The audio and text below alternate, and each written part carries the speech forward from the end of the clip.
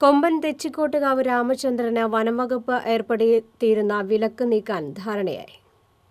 വനംവകുപ്പ് മന്ത്രി കെ രാജുവിന്റെ അധ്യക്ഷതയിൽ തിരുവനന്തപുരത്ത് നടന്ന യോഗത്തിലാണ് തീരുമാനം.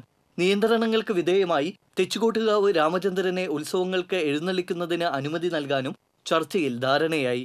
മന്ത്രി advocate V S Sunilkumar, K Ganesh Kumar MLA, Kerala elephant owners federation, Kerala festival coordination committee ഭാരവാഹികളായ P Sasikumar, PS Raveendran Nair, PS Jayagopal, Valsan Chambakkara, Thechikottukavu Devaswom president Chandran Ramanthara തുടങ്ങിയവർ യോഗത്തിൽ പങ്കെടുത്തു.